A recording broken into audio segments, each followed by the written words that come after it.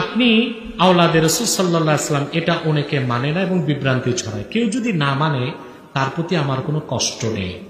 তবে আলহামদুলিল্লাহ আমি আল্লাহর হাবিব নূর নবীজি মুহাম্মদ সাল্লাল্লাহু আলাইহি সাল্লামের আপন চাচা হযরত আব্বাসের 48তম বংশ, আহলে বায়ত। এখন সবচেয়ে উত্তম পদ্ধতি, আমি আসলে আহলে বায়ত কিনা, আমার তো সাজারা আছে, বংশনামা আছে, সব আছে, এরপরও কি দরকার আমি বলে দিই। 3 দিন ইস্তেখারা করবেন, আল্লাহর কাছে জানতে চাইবেন আসলে আমি আওলাদে রাসূল কিনা। যদি সত্যি আমি আওলাদে রাসূল হই, আপনি স্বপ্নে জানবেন যে আমি আওলাদে রাসূল। 3 দিন ইস্তেখারা করবেন। কয়দিন?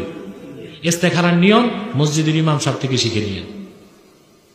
আপনারা কি শুনলেন যে আব্বাসী হুজুর বলছেন আমি একজন আওলাদে রাসূল, আমি একজন আহলে বায়াত।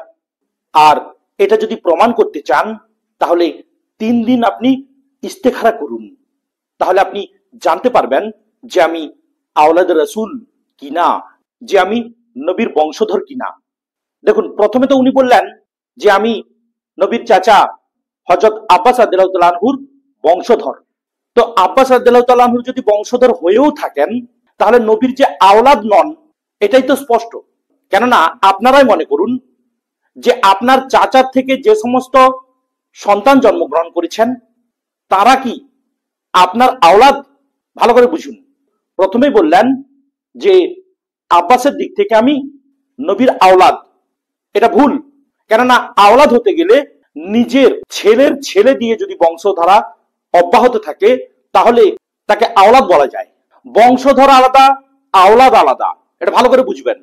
আপনার চাচার থেকে যে সমস্ত ছেলে জন্ম হয়েছে সেগুলো আপনার বংশধর, কিন্তু আপনার আওলাদ নয়। তারপরে উনি কি বললেন যে আমি একজন আহলে বায়াত, এটাও একটা ভুল। কেননা নবী সাল্লাল্লাহু আলাইহি ওয়াসাল্লাম 5 জন ব্যক্তিকে একটা কালো চাদরে ঢেকে ঘোষণা করেছিলেন যে হে আল্লাহ, এরাই আমার আহলে বায়াত। 5 জন কে কে ছিলেন? নবী সাল্লাল্লাহু আলাইহি ওয়াসাল্লাম নিজে ছিলেন, হযরত আলী রাদিয়াল্লাহু তাআলা আনহু, হযরত ফাতেমা রাদিয়াল্লাহু তাআলা আনহা, হযরত হাসান রাদিয়াল্লাহু তাআলা আনহু এবং হযরত হুসাইন রাদিয়াল্লাহু তাআলা আনহু। এই 5 জন ব্যক্তিকে তিনি আহলে বায়াত বলেছেন, নিজের চাচা আব্বাস রাদিয়াল্লাহু তাআলা আনহুকে বলেননি। এরপরে আসি, উনি যেটা বললেন, এটাও যদি আপনাদের সন্দেহ হয় যে আমি নবীর বংশধর কিনা, তাহলে ইস্তেখারা করুন। এই ইস্তেখারাটা কি এবং এর মাধ্যমে উনি যে বংশধর তা আমরা জানতে পারবো কিনা, সেটাই নিয়ে আজ আমার বিশেষ আলোচনা। দেখুন, ইস্তেখারা আসলে কি? ইস্তেখারা মানে সিদ্ধান্তের আগে আল্লাহর কাছে কল্যাণ চাওয়া। বিয়ে, চাকরি, ব্যবসা, কোনটা ভালো হবে কোনটা ক্ষতি আমরা জানি না, তাই দোয়া করি, হে আল্লাহ, আমার জন্য যেটা ভালো সেটাই নির্ধারণ করুন। কিন্তু লক্ষ্য করুন, এটা সিদ্ধান্তের জন্য।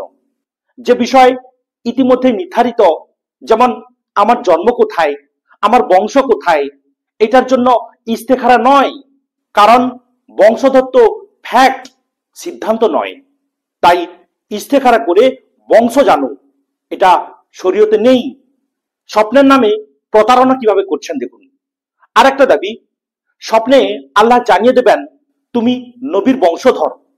প্রশ্ন করি, স্বপ্ন কেমন হতে পারে? 1, নিজের কল্পনা, 2, শয়তানের ধোঁকা, 3, মনের চিন্তাধারা, 4, কখনো ভালো স্বপ্ন। তাহলে স্বপ্ন দিয়ে কি শরীয়তের আইন হয়? না, কখনোই না। কোন সাহাবী, তাবেঈ, ইমাম কেউ বলেননি যে বংশ স্বপ্নে নির্ধারিত হয়। তাহলে এই দাবিরও ভিত্তি কোথায়? কোথাও নেই। এটা শুধু মানুষের অজ্ঞতাকে ব্যবহার করা। এরপর আসি, আল্লাহ জানিয়ে দেবেন, এটা কি আকীদাগত বিপদ? যদি কেউ বলে আল্লাহ তোমার সাথে কথা বলবে, জানিয়ে দেবে, সে স্বপ্নে হোক কিংবা বাস্তবে হোক, তাহলে ভয়ঙ্কর প্রশ্ন দাঁড়ায়, ভাই ওহী কি আবার শুরু হলো? কারণ ওহী কেবল নবীদের সাথে হতো, আর রাসূল সাল্লাল্লাহু আলাইহি সাল্লাম বলেছেন আমার পর আর কোনো নবী নেই। তাহলে সাধারণ মানুষের সাথে ইস্তেখারা করলে আল্লাহ কথা বলে জানিয়ে দেবেন, এই ধারণা আপনাকে কোথায় নিয়ে যাবে ভাই? এটা আপনি একজন নবী হয়ে যাবেন, এই ধরনের ধারণা নয়। নাউজুবিল্লাহ। গোমরাহি, নাবতের দরজা খুলে দেওয়া, মানুষকে ভুল পথে চালানো, এটা আকীদার বিরাট বিপদ। এরপরে আসি, উনি যে জানাতে চাইছেন যে আমি নবীর বংশধর, এটা অহংকার নাকি ইসলাম? কেউ যদি বারবার বলে আমি নবীর বংশধর, আমি মহান, আমাকে মানো, তাহলে প্রশ্ন দাঁড়ায়, নবীর বংশধর হলে কি কেউ পবিত্র হয়ে যায়? না, কারণ কুরআন বলছে নিশ্চয়ই আল্লাহর কাছে সর্বোচ্চ মর্যাদা তাকওয়াযুক্তদের। তাহলে মর্যাদা বংশে নয়, আমলে, ইমানে, চরিত্রে। নবীর চাচা আবু লাহাব তিনি বংশধর ছিলেন, নবীর চাচা আবু জাহেল তিনিও বংশধর ছিলেন, কিন্তু কুরআন তাকে ধ্বংসপ্রাপ্ত বলেছেন। তাই বংশ দাবি করা ইসলাম নয়, বরং অহংকার। তাহলে এসব কথা বলা হয় কেন? কারণ মানুষ বংশের গল্পে আবেগী হয়। নবীর রক্ত, নবীর নসাব। বাহ, উনি হলেন নবীর রক্ত, নবীর নসাব। এই আবেগকে ব্যবহার করা খুব সহজ। দাওয়াতের নামে জলসা করা, অনুসারী বৃদ্ধি করা, টাকা পয়সা কামানো, প্রভাব ক্ষমতা ইত্যাদির বৃদ্ধি করা। যেখানে সত্য নেই সেখানে লক্ষ্য হয় লাভ।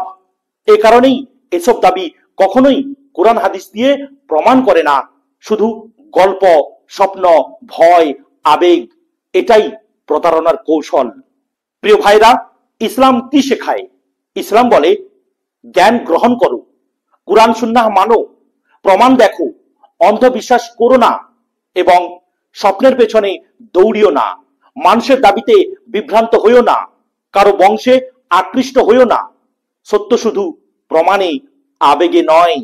প্রিয় দর্শক, পরিশেষে বলি, ধর্ম সত্য, পরিষ্কার ও বুদ্ধিসঙ্গত। যেখানে অন্ধকার, রহস্য, গোপন সংকেত, স্বপ্ন, সেখানে বেশিরভাগ সময় প্রতারণা।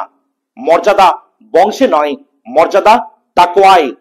এই সমস্ত মানুষের আকীদা একেবারে ঘুণে ভরা। এরা অনেক অনেক কিতাব পড়তে পারেন, কিন্তু এদের আকীদা একেবারে ঘুণে ভরা, জং ধরা। এদের আকীদায় বিশ্বাসী হবেন না, এদের বিশ্বাসে বিশ্বাসী হবেন না। আপনি গোমরাহিতে পড়ে যাবেন ভাই। এদের জলসা শোনার আগে মস্তিষ্ক কিছুটা ঘাঁটাবেন যে এই সমস্ত আকীদা ঠিক না বেঠিক। উনি বললেন ইস্তেখারা করুন, তাহলে জানতে পারবেন নবীর বংশধর আমি কিনা। মানে আল্লাহ আমাকে বলে দেবেন উনি নবীর বংশ কিনা।